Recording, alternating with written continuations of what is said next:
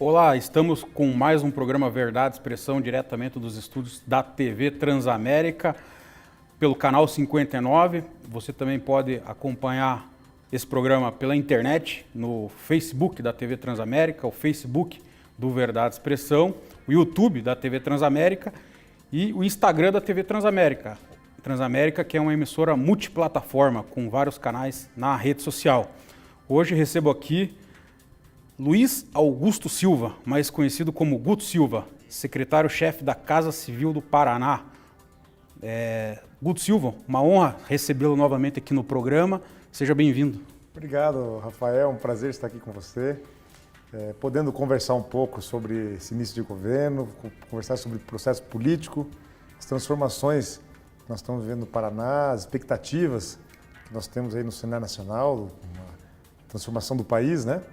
E é sempre bom estar aqui com você, mas esse bate-papo para que a gente possa aí também levar ao telespectador mais informações, né? Debate e, naturalmente, sempre essa troca importante para que a gente possa também estar sintonizado com o que a sociedade está pensando. Guto Silva, que é formado em Administração de Empresas com habilitação em Comércio Exterior pela Universidade do Vale do Itajaí, a Univale, professor de pós-graduação na área de Comércio Exterior e de graduação na área de administração. Ele foi vereador em Pato Branco entre os anos de 2009 e 2012, se elegeu deputado estadual em 2014 e se reelegeu em 2018 e agora, desde o começo do ano, é subsecretário da Casa Civil do Paraná. Guto, seu currículo aqui, a gente vê aí um crescimento meteórico de vereador de Pato Branco, agora, digamos, uma das pessoas, um dos homens mais importantes no governo Ratinho Júnior. Como que é essa função de chefe da Casa Civil? É uma atividade extremamente complexa, delicada. Cabe à Casa Civil, eu digo, é sempre parecido com um pulmão. Você acaba filtrando, né, as ações dos poderes, a relação com o Ministério Público, a relação com o Judiciário, a relação com a Assembleia, que é praticamente diária, nessa relação com os deputados. Nosso papel é justamente dar sustentação ao governo, dialogar muito, encaminhar os projetos e, naturalmente, a questão de gestão de governo, né? A tocada do governo, a organização do governo, isso fica a cabo da Casa Civil. Então, os desafios são enormes, né? Em poder conciliar a relação política e também a atividade de administração, de gestão, para poder dar condução, né, para que o governo seja ágil, rápido, eficiente e a gente possa fazer com que as políticas públicas cheguem com velocidade e com qualidade para o cidadão. Então, um desafio enorme, é uma secretaria extremamente sensível, né, sempre com muita pressão, é preciso muita tranquilidade, muita capacidade de escutar, de ouvir e, naturalmente, poder dar soluções rápidas, breves, que possam beneficiar a população como um todo. Agora, a gente vai falar mais sobre o governo. O Ratinho sempre teve esse projeto de ser governador e trabalhou para isso e conseguiu se eleger governador. E você sempre teve nesse time dele aí, sempre foi considerado uma das pessoas mais importantes. Poderia contar um pouco dessa história aí com o Ratinho? Olha, o Ratinho tem características extremamente importantes para um político, né? Ele tem muita sintonia com a população, sabe compreender o sentimento das pessoas mais humildes, tem essa leitura, se preparou muito para chegar ao cargo de governador, foi deputado estadual 2 vezes, deputado federal, secretário de Estado, enfim, líder no Congresso do partido. Com base política, ele também soube conciliar com formação, teve visitando muitos países, se preparando, se organizando, e no decorrer desse período ele foi atraindo pessoas, né, para poder fazer parte desse projeto. Algumas pessoas já acompanham ele de muito tempo, né? Tem como Ortega, o Lúcio, tem pessoas que têm uma trajetória com o Ratinho. E nós entramos aí no segundo tempo, já com um viés mais político, né? Adensando esse processo e justamente para poder contribuir, né? Com um novo formato, um novo governo. E o Ratinho tem essa característica também de deixar ele trabalhar, dar condições, dar autonomia para trabalhar e é um governador com muita capacidade de trabalho, muita energia, que tem a compreensão do Estado todo, vai nos mínimos detalhes em gestão para acompanhar os resultados, se as ações são bem construídas, estão bem feitas. Então, assim, nosso governo veio com uma nova dinâmica, né? Um governo ágil, enxuto, são poucas secretarias, eram 28, estamos em 15, uma redução que nós estamos aí na reforma administrativa ajustando, espremendo bem o Estado. E ele dá essa condição importante para que a gente tenha vinculação, trabalho firme, né, muita energia e buscar sempre o resultado da população. Então, acho que essas características do Ratinho facilitam o trabalho para o secretariado, né, dá dinamismo para o governo, mas sempre muito conectado com o que a população pensa. A gente não pode, no dia a dia, a gente fica um pouco encastelado, né, nas masmorras frias do poder. É preciso sempre ter com muita humildade, capacidade, sempre com o ouvido muito atento, para que a gente não possa perder essa sintonia com a questão mais importante, que é o sentimento da população. Agora, você já esperava esse convite, caso o Ratinho fosse eleito, ou você não tinha... Não, nós tínhamos um desenho, né? Ele verbalizava anteriormente essa possibilidade, até porque pela construção política. Como eu já era deputado, a Casa Civil tem a tradição dessa relação com a Assembleia. Como eu era deputado, a gente conhece com profundidade o funcionamento da Assembleia, né? E a gente vem participando desde esse período da construção desse sonho, né? Um Paraná inovador, um Paraná produtivo, um Paraná sem amarra, destravado, né? Então toda essa memória de gestão dos projetos, das concepções, nós vimos aí preparando, sonhando. Nós também no período pré-eleitoral percorremos o Paraná com o espaço democrático. Foi uma ferramenta que nós encontramos para poder ampliar a capacidade das pessoas participarem, ampliar a capacidade de escutar e ouvir as demandas regionais que já são muito claras. O que nós temos foi organizar todo esse ambiente, podendo se apropriar dessas boas ideias, né? E depois trazendo para o plano de governo para poder executar as ações e, naturalmente, entregar à sociedade essas melhorias. Então, quando a gente encontra o governo, nós temos 5 meses de governo, né? Para uns foi muito tempo, para nós também, às vezes, é bastante tempo, mas é pouco, né? Para você implementar as ações. Muitas estratégias, muitos projetos, muitas questões que estamos colocando em curso, já foram pensadas há 1 ano, 2 anos atrás, a gente está já organizando, pensando. Então, chegamos ao governo já com uma ideia muito nítida, com um planejamento muito claro para onde nós temos que destinar e pensar e sonhar o Paraná.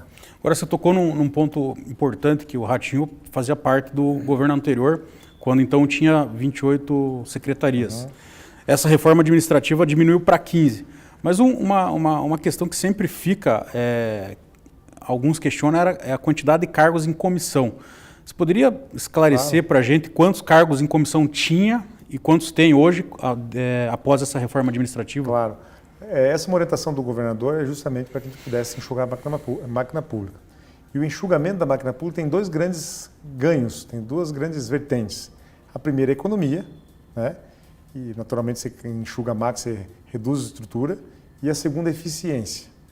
Porque com a tomada de decisão é mais rápida, é mais ágil, você reunir os secretários e rodar os programas de Estado, você ganha tempo, ganha agilidade, e isso talvez seja o maior ativo desta reforma. Então, a primeira reforma já foi aprovada pela Assembleia, redução de 28 para 15 secretarias. A segunda reforma, nós estamos agora nessa semana protocolando na Assembleia, que agora vem as estruturas da administração indireta, são empresas que serão fundidas, né, ou extintas.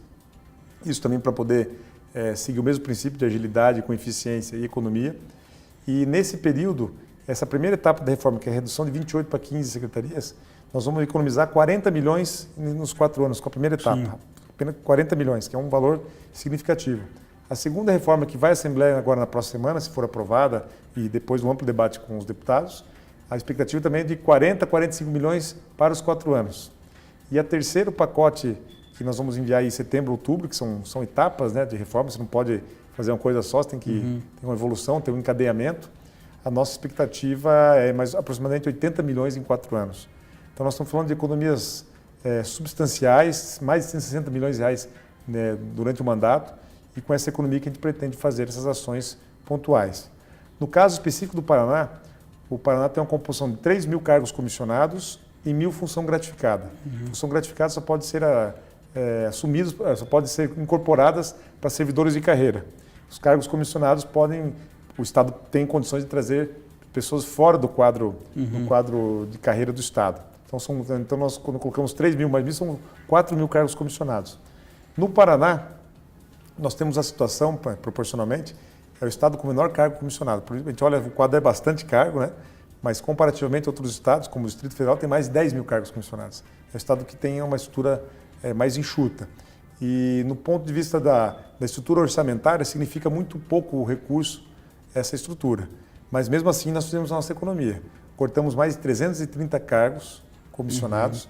Essa é uma economia global de, como eu disse anteriormente, 40 milhões em 4 anos. Isso na primeira parte? Etapa. Primeira Então, etapa. são 40 milhões na primeira, 40 na segunda, né? E aproximadamente 80 na terceira etapa, que é justamente esse enxugamento.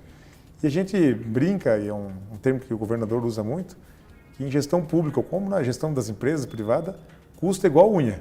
Se você não cortar toda semana, volta a crescer. Então a gente tem sempre que ter esse olhar vigilante, atento, né?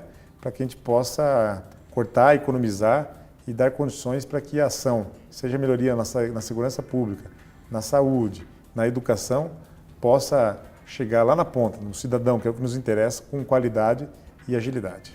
Você falou da parte 2 da reforma, você fala de entidades as estatais. Um exemplo, a Codapar, que é uma empresa do Estado, com a Emater. Nós iremos fundir.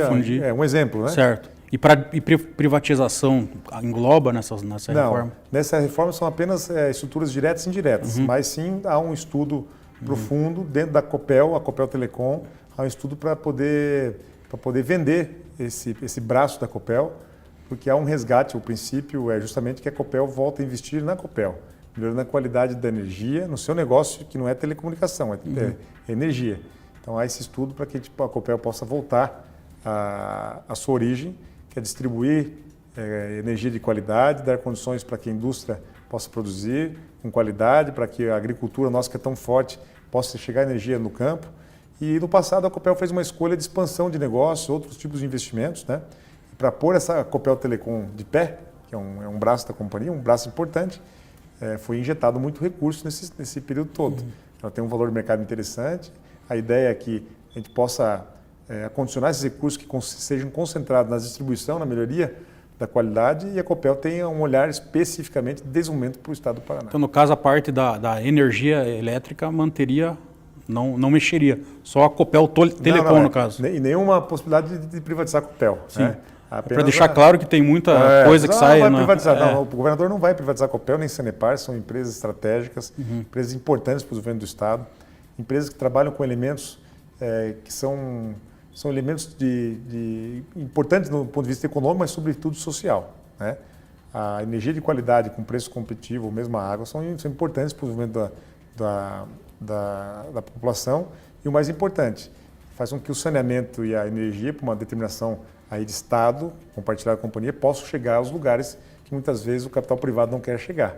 Né? Então tem esse compromisso público, mas especificamente a Copel Telecom, que é um braço de negócio, que não faz parte do eixo principal, da ação principal da companhia, há sim esse estudo que nós estamos avaliando e acompanhando para verificar essa possibilidade de uma possível venda.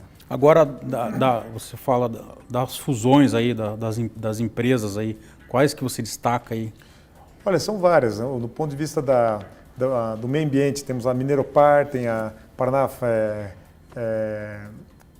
Floresta, uma série de empresas que serão fundidas numa única estrutura. Na agricultura temos Codapar, Iapar, Emater e assim por diante. Também a ideia é reduzir essa estrutura. Ceasa, né? É unificar em uma ou duas estruturas. Na parte de comunicação nós temos a RTVE. Então a ideia é poder, ao invés de ter aquele penduricalho que consome recursos, energia, que muitas vezes ficam espaços papaniguados políticos, apenas cargos políticos, nós estamos acabando, extinguindo para que a gente tenha velocidade na decisão e, o mais importante, economia, acabando com os privilégios, acabando com algumas posições de sombreamento político para que a gente possa economizar e investir. E nesses 5 primeiros meses aí, qual o balanço que você faz do governo e principalmente onde você está ali, a Casa Civil? Olha, nós estamos com um governo que não tem medo de governar. A gente compreende o momento que nós estamos vivendo, de crise econômica, o país precisa avançar, precisa tocar no assunto das grandes reformas, nós temos que ter esse encontro com a verdade. Né? Entretanto, no Paraná a gente tem colocado um governo com muita clareza para onde quer ir.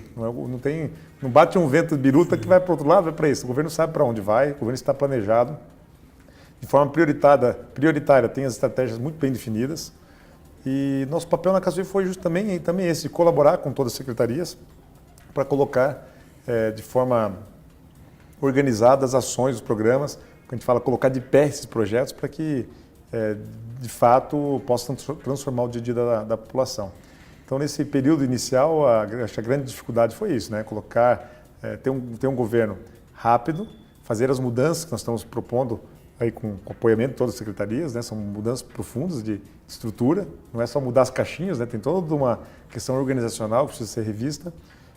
E o mais importante também é a governabilidade, que é importante para que a gente possa ter as ações, os programas, os investimentos aprovados pela Assembleia e, naturalmente, chegar a ponta essas ações. Então, acho que essa trinca de trabalho entre governabilidade, tocada de governo, gestão de governo e também esse início, né, tem nos consumido mais tempo, porque a gente compreende que é estratégico, que é extremamente importante se olhar muito atento em todos os movimentos que o Estado possa fazer. Agora, uma questão interessante, que a área do comércio exterior está na sua pasta. Foi pelo seu currículo aqui, que você tem domínio disso? Eu achei que antigamente tinha uma secretaria específica de cerimonial e relações exteriores, né? Na reforma acabou extinguindo, né? E naturalmente tradicionalmente ela ficava vinculada à Casa Civil, o gabinete, né? E não foi uma coincidência. Minha área é área internacional, área de comércio exterior, né? Mas tradicionalmente ela fica vinculada a essa estrutura porque ele se dá as relações com os embaixadores, se dá as relações com as atividades econômicas, institucionalmente. A parte econômica, parcerias com empresas, concessões, privatizações, fundos de investimento, nós temos a Agência Paraná de Desenvolvimento, que é um órgão específico para trabalhar a relação com o empresariado, né? Mas a área internacional institucional de relações internacionais, relações com os embaixados, relações com o governo, ela assim é conduzida na Casa Civil porque ela precisa estar muito próxima da estrutura do governo, dos eixos estruturantes e da filosofia que o governo quer implementar. Agora, a gente notou na composição do governo, principalmente a questão dos cargos de primeiro, segundo escalão, critério muito técnico. E isso foi muito simbólico na questão da escolha da Secretaria de Educação, que gerou alguma crítica, né, no começo. Mas a gente vê aí que uma questão fundamental, que os diretores de escola foram nomeados de uma forma técnica. O Ratinho, ele privilegiou isso, né? E é importante, eu acho que essa nova política, a gente muito discute o que é nova política, velha política, nós dizemos sempre que nós temos a boa política, né? Queremos fazer a boa política. E a boa política requer que você tenha em seus quadros técnicos de qualidade, gente que saiba exatamente onde está pisando, o que está tratando desse assunto, e muitos secretários em pastas específicas com muita profundidade técnica. Isso nos dá tranquilidade, isso nos dá condições para que as coisas avancem, e essa sempre foi uma orientação do governador, né? Priorizar quadros técnicos, nós temos muitos servidores qualificados também, a ideia é poder oxigenar, sempre trazendo esses quadros para poder participar. E na área pública tem muita gente boa trabalhando. Temos aquela visão do servidor público, né? Mas tem muita inteligência na área pública, tem muita gente com uma história de carreira fantástica. O que nós temos aqui é justamente estimular essas pessoas a produzirem, a participarem, a construírem o Estado. E nós estamos muito motivados. Há esse espírito muito latente no governo, muita gente querendo auxiliar, contribuir para que a gente possa fazer a nova política, a boa política, entregando resultados efetivos para a sociedade paranaense. Outra questão que é muito polêmico foi uma das primeiras medidas do governador, foi a questão da aposentadoria dos ex-governadores. E foi sancionado essa semana aí pelo governador. Eu gostaria que você falasse sobre isso, porque eu tenho alguns dados aqui. 8 ex-governadores recebem aposentadoria, tem 3 viúvas. O valor mensal dessa pensão é R$ 30.471,11. A lei não vai atingir esses beneficiários, mas isso gera um custo de 3,6 milhões por ano para o Estado. Essa lei não vai atingir esses 8 ex-governadores e essas 3 viúvas, mas vai atingir daqui para frente. Você poderia falar o porquê que não abrangeu esse... Há toda uma discussão. Primeiro, o símbolo dessa decisão do governador em acabar com a aposentadoria, porque ele compreende. Nós estamos vivendo um novo Brasil. Há uma discussão profunda da reforma previdenciária e é injusto com a sociedade que esse recurso seja consumido por privilegiados, né? Então, se ficar 30 dias como governador, você tem direito a uma aposentadoria. Essa é a regra atual do jogo. Então, acho que é um pouco incoerente, muito incoerente, com a realidade de um país que queira deixar equilibradas essas questões. E a questão previdenciária está latente, tem consumido toda a receita do país, grande parte dessa receita, justamente pela essa desigualdade nesse processo. 30% de brasileiros consomem praticamente 70%, 60% do bolo previdenciário. É preciso equalizar essa relação. E a questão dos governadores é um ato simbólico importante, permite que o governador sinalize para a sociedade que quer acabar com o privilégio, cortando o jato de governador, devolvendo ilha de governador, chácara de governador e aposentadoria para ex-governadores. Esse é um debate, foi feito um debate profundo na Assembleia, se era retroativo ou não era retroativo. A Assembleia entendeu que poderia valer daqui para frente. E o governador promulgou, justamente sancionou e promulgou juntamente com a Assembleia na semana, o fim da aposentadoria que passa a valer nesse momento. Quem for governador do Paraná nos próximos anos não terá esse direito que é totalmente desproporcional à realidade dos brasileiros. Não pode que um assalariado com dificuldade contribui com a Previdência por anos e na outra ponta um político que por um período de tempo, às vezes muito curto, assumiu a cadeira de governador, tenha direito de um salário bruto que é incompatível com a maioria dos paranaenses brasileiros. Então é uma decisão importante, polêmica, mas eu acho que é mais um símbolo, um sinal, além da economia, mas é um símbolo, um sinal dizendo que nesse governo, dizendo que nessa estrutura não haverá espaço para privilégios e distinção de quem seja. A questão, me pareceu que o governador até queria extinguir tudo, né? Sim. Até o para trás, mas daí a questão parece que foi jurídica, que é a questão do direito adquirido, né? Tem uma discussão poderia ir até o judiciário isso daí. Exatamente. Aí tem toda a questão judicializada, pode retirar, outros vão entrar numa ação, e aí a questão da justiça, a briga é longa, né? Mas acho importante essa discussão com a sociedade, né? Da necessidade de mudar os parâmetros, necessidade de olhar a realidade onde vivem as pessoas, o que pensam, e eu acho uma decisão muito acertada do governador que traz essa possibilidade de encerrar com os privilégios e, sobretudo, poder, de forma simbólica, apresentar aos paranaenses que as coisas estão mudando. Agora, você falou de Previdência, reforma da Previdência e tal, e a gente tem o nosso Paraná Previdência aqui. Sim. E eu vi que uma das propostas do governo é fazer uma auditoria em relação à folha de pagamento dos servidores inativos, aposentados. Poderia falar um pouco melhor disso? Olha, essa é uma ação importante do Estado, já está em curso a licitação para a contratação de uma auditoria pente fino, né? Em todas as aposentadorias. Porque a gente sabe que sempre há discrepância, tem gente recebendo mais, às vezes a pessoa teve falecido, demorou para dar baixa, e nesse pente fino a expectativa é ter uma economia considerável, bem consistente e justa, né? Para que as pessoas não recebam o que não é devido. Então o Estado tem organizado isso, vai ser feita a execução no segundo semestre e nós temos uma expectativa muito forte, consistente de economizar alguns milhões de reais com erros e equívocos no sistema de pagamento de previdência e pagamento de aposentadoria. Nós temos consciência, já temos informações que tem problemas, tem distorções, e o que nós queremos agora é encontrar e com transparência abrir a caixa preta aí da Previdência para que possamos aí também equalizar e organizar esse sistema. E a reforma da Previdência que está lá no Congresso Nacional, o governador Ratinho apoia essa reforma. E essa reforma se estenderia também aqui para o Paraná? Uma vez aprovado lá, vocês também têm intenção de fazer uma reforma aqui no Paraná? Há uma discussão do desmembramento ou não do projeto. Sim. Inicialmente, o projeto já discute-se no Congresso e ele é vinculado aos estados, né? Com as alíquotas dos valores. Então, a princípio, nós acreditamos que esse assunto ficará contido em Brasília com reflexos automáticos para os estados. Entretanto, há uma corrente que queira discutir em Brasília a questão do governo federal e que cada estado regulamente de forma individualizada. Nós já estamos fazendo todos os estudos possíveis também numa possível necessidade de regulamentação por parte do Estado.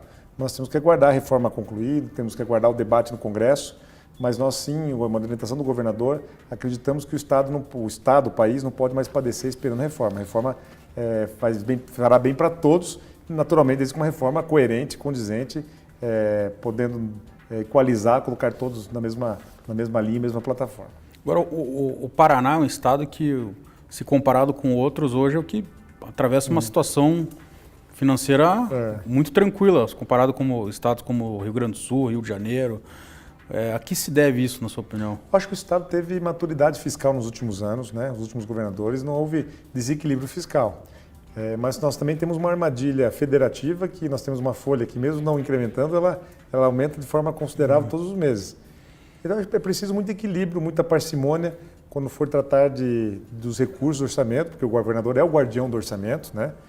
E naturalmente é necessário sempre estar vigilante para que não, por pressões de A ou B ou de C, não possa comprometer o orçamento que é para todos. O governador tem que governar para todos os paranaenses, né? E não para segmentos. É natural que ele tenha humildade para ouvir, para considerar, para discutir, para ponderar, mas eu acho que o importante é isso. Nós não podemos perder o fio da meada, o Estado não pode se esquivar das suas responsabilidades, que são inúmeras, né? E, naturalmente, precisa sempre muito equilíbrio, consciência e tranquilidade para sempre escolher e tomar a decisão mais acertada para todos. Uma outra questão muito complicada, que foi objeto de discussão essa semana na Assembleia, você estava deputado na época, é o projeto Escola Sem Partido. E a gente teve aí um adiamento aí por 3 semanas. Gostaria da sua opinião aí, você é a favor, contra, o que você pensa sobre a Escola Sem Partido? Olha, vou ser muito franco, é um debate importante, um debate de viés ideológico, né? Mas acho que o maior debate é a qualidade da educação, né? Discute escola com partido, sem partido, esse é um debate do ponto de vista ideológico. Do governo, nosso debate é quais são as métricas, quais são os resultados, como é que nós vamos melhorar os indicadores de educação. E educação é uma via dupla com emprego, né? Então, assim, para o Estado, nós estamos aguardando o debate na Assembleia, respeitando o debate da Assembleia, mas nosso olhar é para o resultado, né? Nós não vamos ficar aqui discutindo antes do debate se são a favor, isso, aquilo, quais são os efeitos, que o país está polarizado nessa questão ideológica. Nosso papel é de entregar qualidade de educação. E isso nós temos feito. O secretário de Educação está muito motivado em poder melhorar os nossos indicadores, que não são dos melhores. A educação do Paraná tem perdendo espaço no IDEB, que é o índice que mede a qualidade. E nós estamos fazendo um trabalho todo com os professores, diretores, muito forte, justamente para que a gente possa entregar melhores indicadores, entregar condições melhores para que o aluno possa compreender e aprender, né? O debate da Escola Sem Partido, nós estamos aguardando a decisão da Assembleia, que está muito dividida do ponto de vista ideológico, a esquerda, com os deputados mais alinhados ao movimento de esquerda, pretendem não aprovar o projeto. Os deputados mais alinhados à direita pretendem aprovar o projeto que vai decidir é o centro. O Centrão. Quem deve decidir é o Centrão. Mas, assim, é um debate que nós temos que respeitar. Um debate muito calorado, forte na Assembleia. Mas a preocupação do Estado, nesse momento, é outra, né? É garantir a qualidade da educação, que a matemática, a ciência, língua portuguesa, fazer com que nossos alunos tenham um bom desempenho e os nossos indicadores possam ser melhorados. Agora, você falou de debates a nível ideológico, questão ideológica. Você não acha que o país, não vou nem falar o Estado, mas o país perde muito tempo discutindo esse negócio de ideologia e, no final das contas, a gente não chega a lugar nenhum? Eu acho que brinca, né? Nem a direita nem a esquerda, nós queremos ir para frente, né? A ideologia, os partidos políticos funcionam como tradutores de determinada ideia, de determinada corrente ideológica, né? Eu acho que é isso, as pessoas têm dificuldade, olha, eu gosto mais dessa linha, eu penso assim, então eu me encaixo com o sentimento de esquerda ou de direita. Essa tradução social do meu sentimento, se é direita, esquerda ou centro, ela é importante, né, para a formação política, formação humana, social. Mas quando nós entramos no Estado, que a população precisa de remédio, que a população precisa de atendimento na saúde, que a população precisa de segurança pública, de escola de qualidade, a questão ideológica, ela não pode estar à frente desses resultados. Ela precisa, naturalmente, para compreender o que nós pensamos como Estado, ela precisa estar na retaguarda. Mas à frente estão os recursos empregados com qualidade, né? Os recursos colocados com eficiência para gerar resultado para a população, hospitais de qualidade, assim por diante. Então, de fato, acho que essa discussão é importante para o país, do debate ideológico, direita, esquerda, centro, mas acho que o mais importante e o governador diz sempre isso, né? Em vez de debate ideológico, vamos discutir resultados, discutir métricas, discutir modelos de gestão. Eu acho que esse é o papel que o Estado precisa se concentrar naturalmente para poder entregar algo tão valioso que é qualidade nas ações, nos programas e nos resultados para a sociedade. Pode participar conosco também pelo WhatsApp, o 41 99613 3677, além das redes sociais, Facebook, Instagram e YouTube. Essa operação policial, pesada ela, hein? Essa questão da fraude e licitação, superfaturamento, o governo tem algum posicionamento sobre isso? Sim, durante o período eleitoral, quem percorre o Paraná, nós já havíamos identificado, né, várias reclamações do modelo. Não funciona, muito carro parado e assim por diante. E hoje os indicadores de carro encostado são extremamente altos. Nós temos aí 36% das frotas estão encostadas por falta de manutenção. Então é um problema que já vem se alastrando há mais de 4 anos. Né? No período de transição, o governo e o governador pediram justamente para que repensasse esse modelo, onde fossem editados alguns contratos, né? Justamente para a gente poder ter a possibilidade de trazer um novo modelo. E desde o início do governo, a Secretaria de Administração já foi orientada e vem tomando os procedimentos para poder resolver o problema. Né? A nossa preocupação é resolver o problema de frota, né? Que não pode... Imagina a polícia com toda a sua estrutura encostada em garagem, em mecânica. E, naturalmente, a gente vem tomando todos os procedimentos para que agora, numa nova licitação que já está em curso, uma licitação emergencial, a gente possa resolver o problema que é iminente, que é muito forte, da falta de veículos do Estado. Nós estamos uma força-tarefa trabalhando nessa nova modulagem de contratos, né, para que a gente resolva o problema do Estado, trazendo as viaturas, ambulâncias, carros da estrutura do Estado para as ruas, para poder atender de forma básica os serviços. E do ponto de investigação, é um assunto da polícia, dos órgãos de controle, que vão estar podendo apurar todas as ações. E a orientação do governo é que possa fazer todas as investigações necessárias para poder trazer à luz, resolver os problemas jurídicos ou legais ou criminosos, se forem identificadas. E daqui para frente, tomando as medidas cabíveis e legais para que a gente possa ter um novo modelo que de fato possa dar velocidade e poder tirar essa frota que está encostada, trazer de volta para as ruas, seja em segurança, saúde ou nas estruturas que pertencem ao Estado. Agora, a questão da licitação é um assunto que vocês já avançaram na questão da transparência. Já está sendo transmitido ao vivo as principais licitações.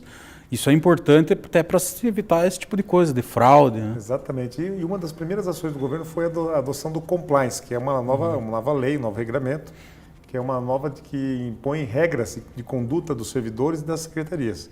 Isso para minimizar a corrupção, minimizar equívoco e erro. Né? E, por outro lado, uma dessas ações também é a transmissão ao vivo das grandes licitações de grande porte. Isso dá transparência, dá visibilidade, aumenta a concorrência. E essas licitações ao vivo vão ser serão disponíveis, colocadas no arquivo, no site da secretaria. As pessoas podem ir lá buscar informações, nos ajudar a fiscalizar e assim por diante.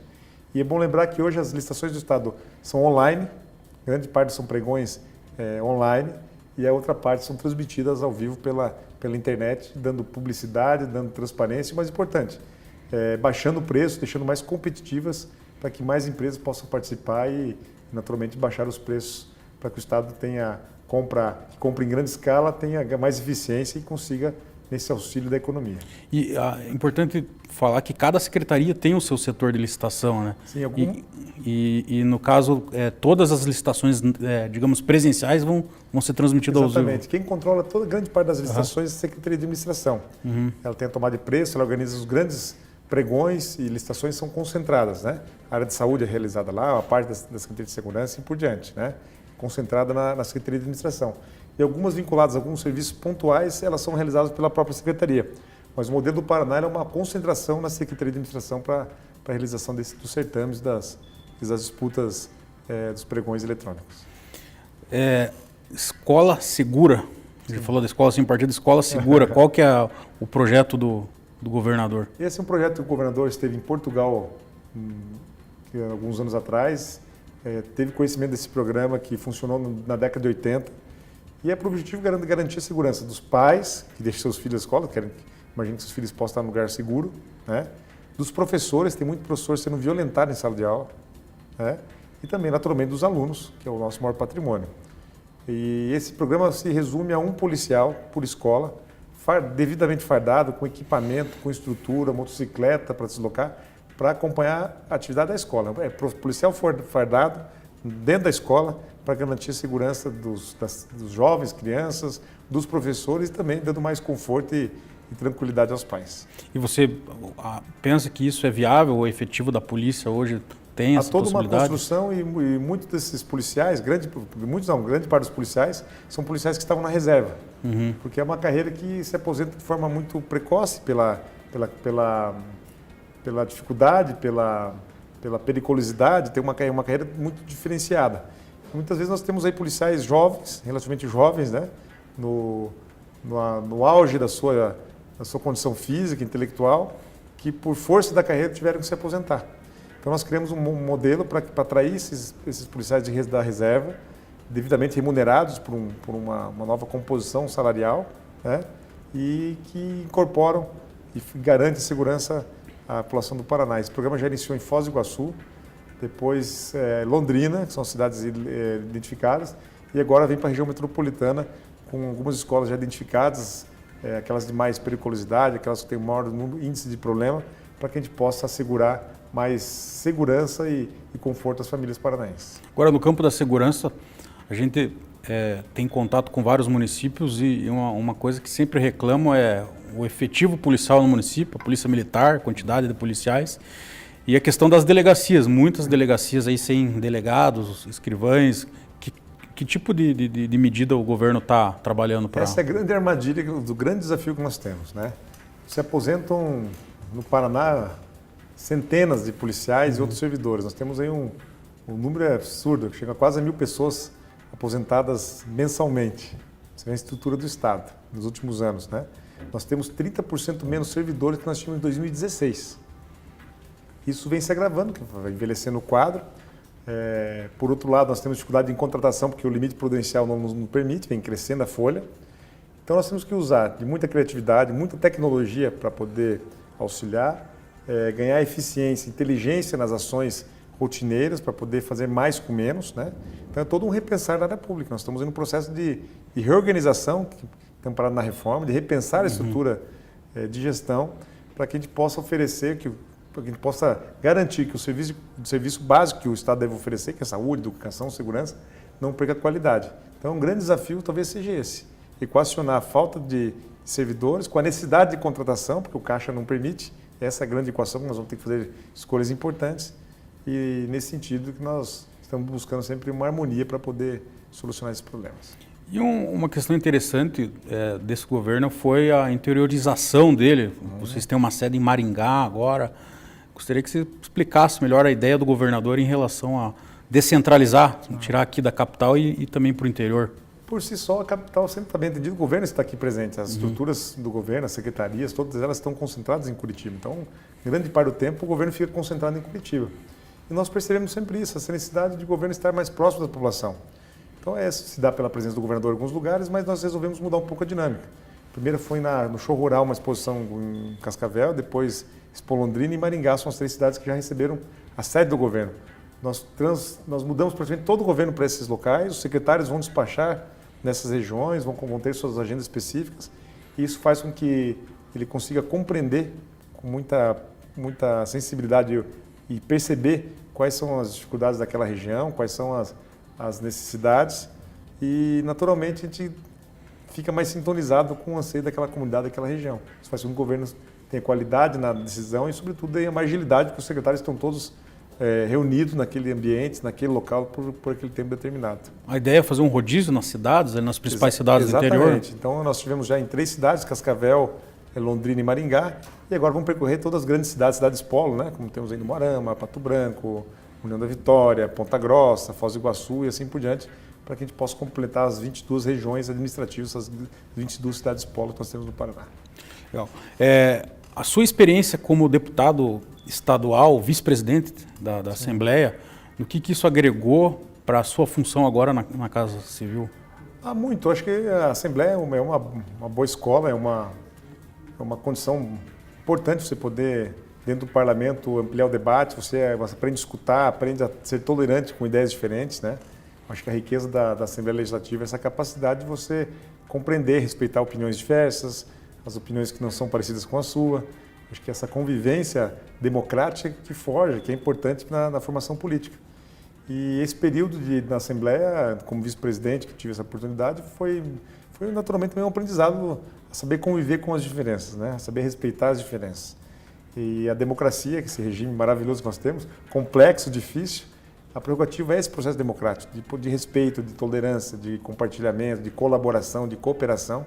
Então, eu acho que o maior legado da Assembleia é isso, a condição de você ter a dialética, né? O contraponto, a outra forma de observar um outro ponto de vista sobre o mesmo problema, né?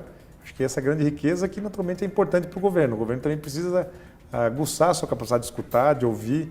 Sempre é bom ter outra opinião, tem que ter humildade para escutar, para ouvir. Desta forma, levar a população às ações já amadurecidas, com mais qualidade, mais depuradas, para que o resultado seja o melhor.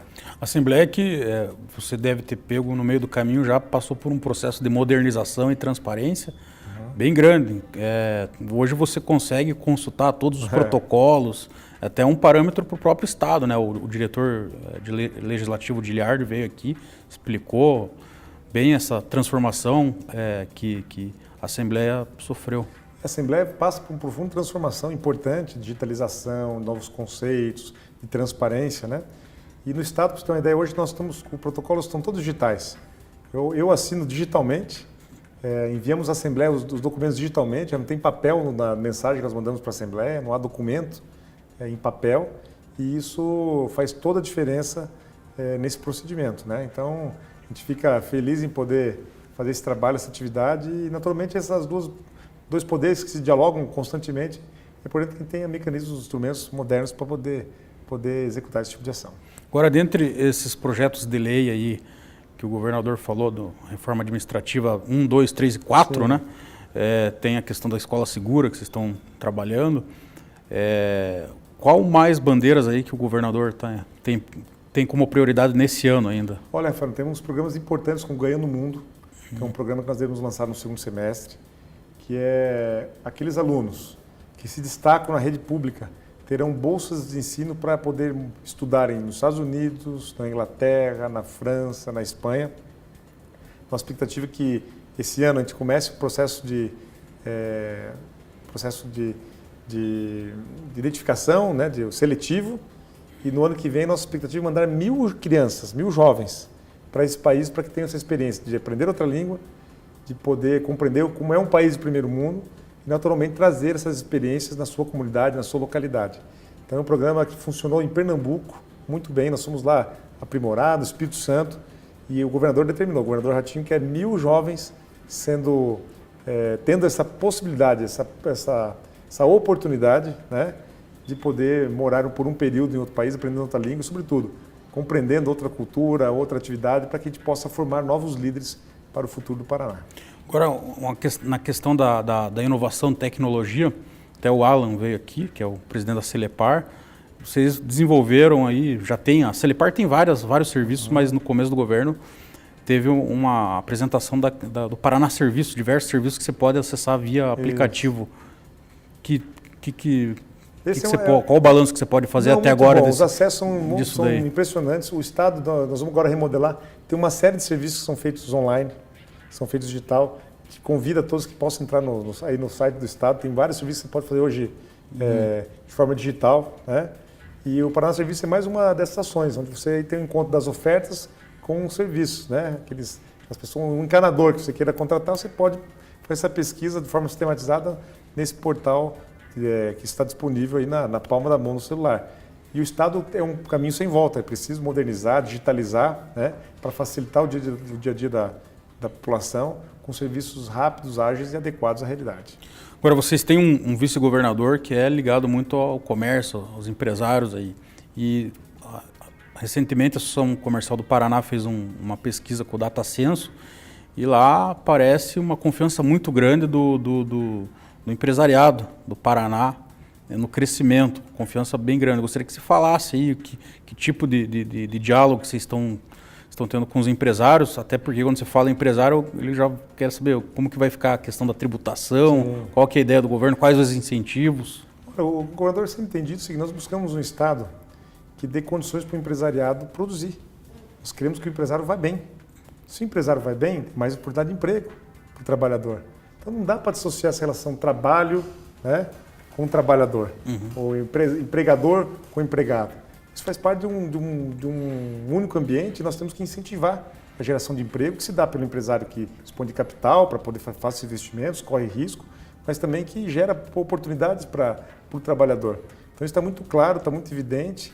E, naturalmente tem uma figura do Darcy Piana, que é um vice que nos ajuda muito, contribui muito, tem uma relação muito próxima ao setor produtivo, acaba sempre trazendo grandes contribuições, né, boas ideias, iniciativas. E o próprio governador, que transita também muito bem, tem esse apelo social de poder gerar emprego. O Paraná tem batido recordes agora na geração de emprego no quadrimestre. Nós estamos proporcionalmente, eu acho que em segundo lugar do Brasil. Isso é um número muito, muito bom, está pelo ambiente. E muitas empresas vindo para o Paraná. Investimentos semanalmente, novas empresas querendo investir. E a pergunta por quê? Né? Por causa desse ambiente. Venham ao Paraná, invistam, aqui nós queremos que vocês produzam, licenciamento sai com mais agilidade. O não, nós vamos dizer, se não dá para fazer, não vamos fazer, o que não dá para enrolar. Né? Então essa agilidade do governo, essa forma como o governador conduz, com toda a equipe aqui, com toda a estrutura de governo, faz com que o Estado seja atrativo para que o capital encontre o trabalho aqui e a gente possa ter um Estado desenvolvido. Inclusive a gente teve um aumento do CNPJ, né, da criação de pessoas jurídicas, novas empresas. Daí até teve um questionamento que eu gostaria que você comentasse. Muitos falaram, é porque tem muita gente desempregada, daí a pessoa vai tentar um negócio próprio. Como que você vê isso? Não, os indicadores do Paraná realmente estão à frente do Brasil, né? Há um sentimento muito forte de oportunidade. O Paraná tem feito o seu papel de casa, tem se organizado, o governador tem trabalhado isso de forma muito pontual, gasto muita energia, preocupado com o emprego do Estado. Importante lembrar que a economia vem se deteriorando, é um ano difícil da economia. Nós queremos garantir que as famílias tenham oportunidade de emprego, possam viver com dignidade. Né? E os indicadores crescem na indústria, crescem no comércio, e a própria junta comercial, que é o órgão vinculado ao Estado, tem ganho agilidade. Hoje uma empresa no Paraná pode abrir em 2 horas. Então são quase indicadores aí de país do primeiro mundo. Né? Então isso facilita, isso dá confiança para quem quer investir e naturalmente cria esse clima positivo de você querer investir, de você querer prosperar, de gerar oportunidades de emprego. Então acho que esse ambiente que o governador tem trabalhado e se preocupado muito tem funcionado muito bem. Um outro debate que tem muito grande é a questão da divisão das receitas. Você, no Estado hoje, pode comentar bem isso. Os municípios reclamam muito que não tem receita. A gente, por exemplo, já recebi vários prefeitos aqui, alguns até defendem que deveria se inverter, que a maior parte da receita devia ficar com o Estado, depois com o município, depois com o Estado e a menor fatia com a União. Como que você vê isso? Como alguns países dos Estados Unidos funciona, é diferenciada essa relação. Hoje nós temos concentração do poder em Brasília em função dos recursos que estão concentrados em Brasília. Que houve muito, e é um sentimento nosso, de mais Brasil e menos Brasília. É preciso descentralizar, é preciso um novo pacto federativo. Hoje, cada R$1, Rafael, que você contribui para o cofre, os tesouros do Estado, da União, do município, aproximadamente R$1,60 fica para o município, R$2,40 para o Estado e 6 para a União, 6 para o governo federal. Então, quase 60% tudo que você contribui vai para o governo federal. E o retorno, sobretudo do Paraná, para os municípios do Paraná, a proporcionalidade invertida, nós recebemos muito menos do que nós mandamos. Então, se tivesse um modelo federativo que privilegiasse os municípios e o Estado, porque é aqui que as coisas acontecem. Eu não vivo no governo federal, né? nem no governo do Estado, eu vivo no município. Então, se tiver uma possibilidade de redistribuição desse recurso e alocar os recursos onde o serviço público acontece, naturalmente nós teríamos seguramente menos problemas e mais eficiência desse gasto.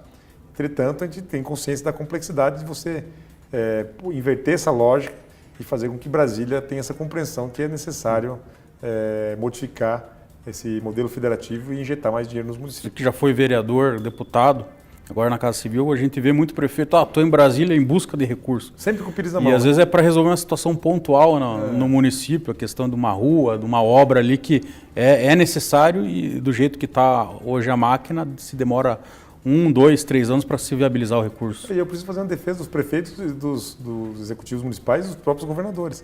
A capacidade de endividamento de uma prefeitura é mínima.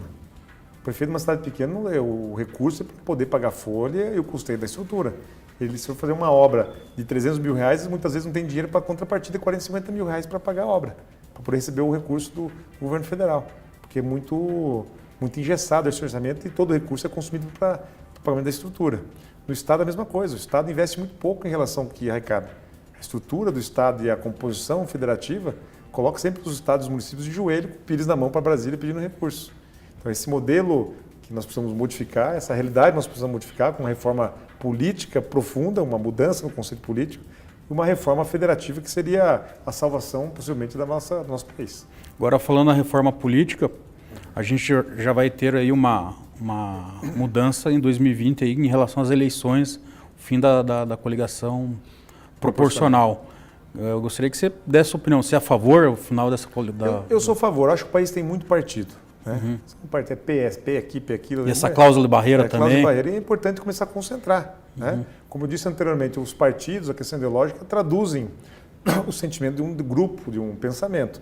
Quando tem 50 partidos, a gente não consegue identificar o que o partido representa. Quais os sentimentos que ele representa, o que ele traduz. E a forma de poder concentrar, iniciar a concentração, é a possibilidade de que os partidos não se possam coligar na chapa de vereadores. Isso vai fazer com que o jogo político se organize em prol de 1, ou 2, ou 3, ou 4, 5 partidos e vai acabar concentrando. E aquela prática que a gente tinha muito do cidadão ter o partido para ele ir lá negociar. Na eleição, exatamente. Eu vou dar o partido, mas eu quero garantir um cargo, uma secretaria na próxima eleição. Essa prática vai acabar.